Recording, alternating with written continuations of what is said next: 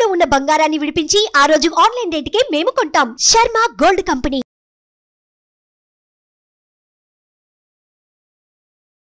అద్భుతం, మహా అద్భుత ఘట్టం ఆవిష్కృతమైంది.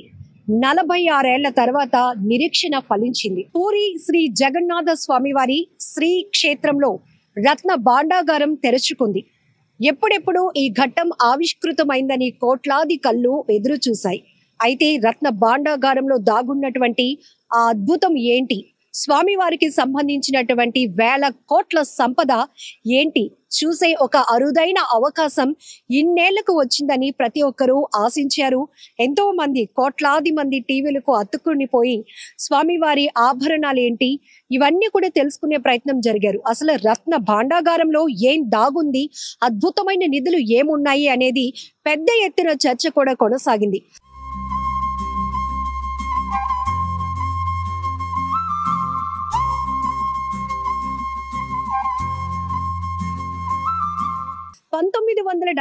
తర్వాత అంటే 46 ఏళ్ల తర్వాత ఇప్పుడు స్వామివారి రత్న భాండాగారం తెరుచుకోబోతుంది కాబట్టి ఖచ్చితంగా శాస్త్రోక్తంగా స్వామివారి ఆశీస్సులతోనే ఇది సాధ్యం అనేటటువంటి ఆలోచనతో ఉదయం నుంచి కూడా గత కొన్ని రోజులుగా శాస్త్రోక్తంగా అన్ని కార్యక్రమాలు కూడా చేపట్టారు. ప్రత్యేకమైనటువంటి పూజలు, సుభద్ర బలభద్ర సమేత శ్రీ స్వామివారికి కూడా విశిష్టమైన పూజలు చేసిన తర్వాత మంచి ముహూర్తాన్ని కూడా అధికారు బృందం, పురోహితులంతా కూడా ఫిక్స్ చేయడం జరిగింది.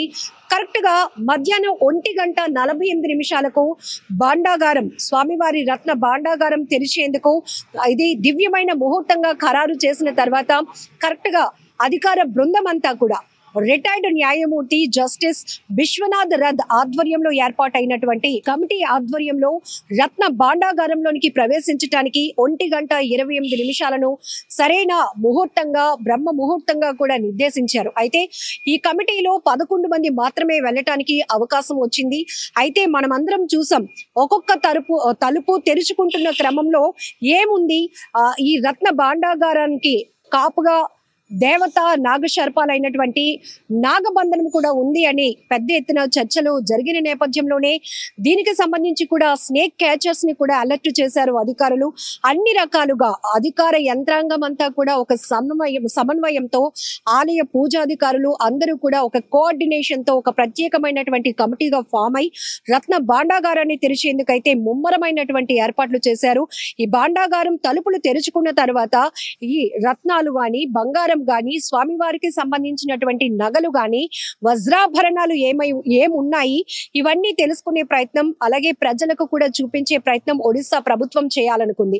అయితే మనం చూడొచ్చు, 46 ఏళ్ల తర్వాత ఇది ఒక అత్యద్భుతమైన అవకాశంగా ఎందుకు చెప్పుకోవాలంటే మొదటి నుంచి కూడా స్వామివారి నగలకు సంబంధించి రత్న భాండాగారంపై కూడా అనేక రకాలైనటువంటి ఆరోపణలు వస్తున్నాయి. స్వామివారి నగలు మోతాదు తగ్గింది అనేటటువంటి చర్చలు జరిగిన నేపథ్యంలో మళ్ళీ కేంద్రంలో బీజేపీ సర్కారు అధికారంలోనికి వస్తే ఖచ్చితంగా పూరి శ్రీ క్షేత్రానికి సంబంధించినటువంటి రత్న భాండాగారాన్ని తెరిపిస్తాము అని ఇచ్చినటువంటి ఎన్నికల హామీ మేరకే ఇప్పుడు పూరిలో జరుగుతున్నటువంటి జగన్నాథ స్వామి వారి ఉత్సవాల నేపథ్యంలో రత్న భాండాగారం తెరిచేందుకైతే జూలై 14వ తేదీ మధ్యాహ్నం 1:48 సరైన ముహూర్తంగా కూడా నిర్ణయించడం జరిగింది. ఈ నేపథ్యంలోనే రిటైర్డ్ న్యాయమూర్తి ఎవరైతే ఉన్నారో జస్టిస్ విశ్వనాథ్ రథ్ ఆధ్వర్యంలో ఏర్పాటైనటువంటి ప్రత్యేకమైన కమిటీ పటిష్టమైన భద్రతా ఏర్పాట్ల మధ్య అటు పోలీసు యంత్రాంగం, ఒడిశా ప్రభుత్వ యంత్రాంగం, ఇటు ఆలయానికి సంబంధించినటువంటి కమిటీ ఇదంతా కూడా ఒక కోఆర్డినేషన్ తో వెళ్ళటం జరిగింది.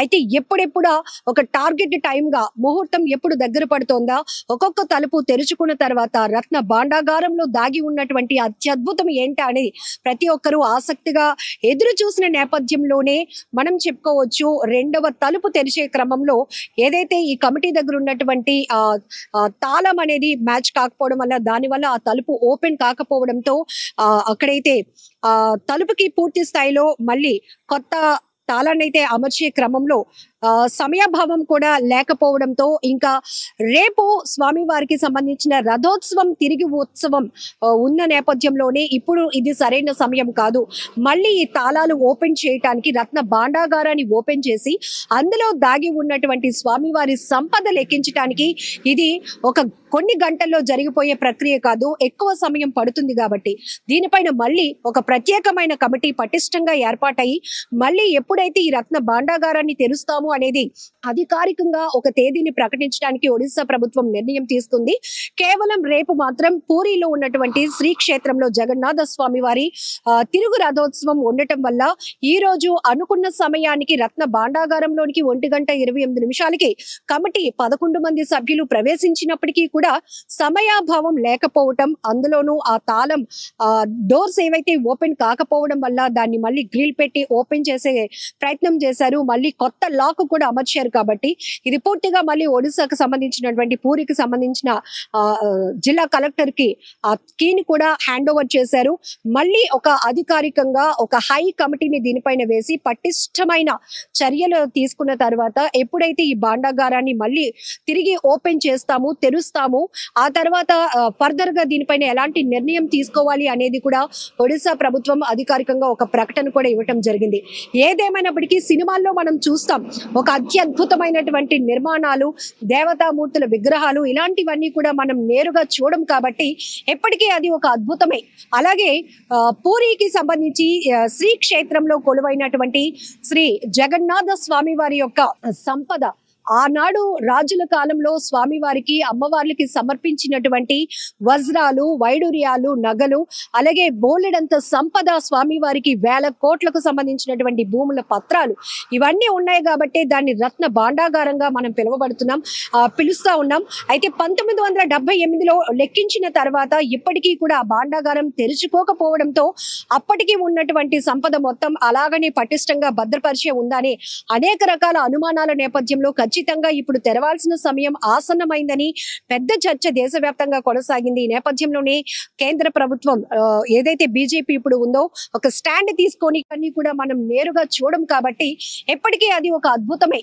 అలాగే పూరికి సంబంధించి శ్రీక్షేత్రంలో కొలువైనటువంటి శ్రీ జగన్నాథ స్వామి వారి యొక్క సంపద ఆనాడు రాజుల కాలంలో స్వామివారికి అమ్మవార్లకి సమర్పించినటువంటి వజ్రాలు, వైడూర్యాలు, నగలు, అలాగే బోలెడంత సంపద స్వామివారికి 1000 కోట్లకు సంబంధించినటువంటి భూముల పత్రాలు ఇవన్నీ ఉన్నాయి కాబట్టి దాన్ని రత్న భాండాగారంగా మనం పిలుస్తా ఉన్నాం. అయితే 1978లో లెక్కించిన తర్వాత ఇప్పటికీ కూడా ఆ భాండాగారం తెరుచుకోకపోవడంతో అప్పటికి ఉన్నటువంటి సంపద మొత్తం అలాగనే పటిష్టంగా భద్రపరిచే ఉందని అనేక రకాల అనుమానాల నేపథ్యంలో ఖచ్చితంగా ఇప్పుడు తెరవాల్సిన సమయం ఆసన్నమైందని పెద్ద చర్చ దేశవ్యాప్తంగా కొనసాగింది. ఈ నేపథ్యంలోనే కేంద్ర ప్రభుత్వం ఏదైతే బీజేపీ ఇప్పుడు ఉందో ఒక స్టాండ్ తీసుకొని ఖచ్చితంగా మళ్ళీ అధికారంలో మేము ఫామ్ అయితే గనుక స్వామివారి రత్న భాండాగారాన్ని తెరిచేందుకు హామీ ఇస్తున్నామన్నారు. ఆ హామీ మేరకే ఒక కమిటీని కూడా ఫామ్ చేయడం, జస్టిస్ విశ్వనాథ్ రథ్ ఆధ్వర్యంలో ఒక కమిటీని ఫామ్ చేసి పటిష్టమైనటువంటి ఏర్పాట్లు, పోలీసు బలగాల మధ్య పూర్తి స్థాయిలో పూరి పరిసర ప్రాంతాలన్నీ కూడా వెళ్ళిపోయాయని చెప్పొచ్చు. ఎప్పుడైతే ఈ మహోత్సవాల సందర్భంగా వేలాది మంది భక్తులు తరలి వస్తున్నారు పూరికి, మరొక వైపు ప్రత్యేకమైన ముహూర్తంలో స్వామివారి రత్న భాండాగారం తెరుచుకోబోతుందని వార్త దావానంలో వ్యాపించటంతో ఈవెన్ నేషనల్ మీడియాలో కూడా రావటంతో అనేక ప్రాంతాల నుంచి ప్రపంచ స్థాయిలో స్వామివారికి భక్తులు ఉన్నారు, వాళ్ళు కూడా చేరుకోవటంతో పూర్తి స్థాయిలో కిక్కిరిసిన వాతావరణం అయితే కనిపించింది. ఈ నేపథ్యంలోనే సమయాభావం లేకపోవడం వల్లనే ఇప్పుడు పూర్తి స్థాయిలో రత్న భాండాగారాన్ని తెరవలేకపోతున్నాము. కాబట్టి తదుపరి ఒక సరైన ముహూర్తాన్ని మళ్ళీ నిర్ధారించి కమిటీ వేసుకుని పటిష్టమైనటువంటి ఒక ముహూర్తాన్ని అధికారికంగా ప్రకటిస్తామని చెప్తోంది ఒడిశా ప్రభుత్వం. కెమెరా పర్సన్ శ్రీనుతో లక్ష్మి, సుమన్ టీవీ.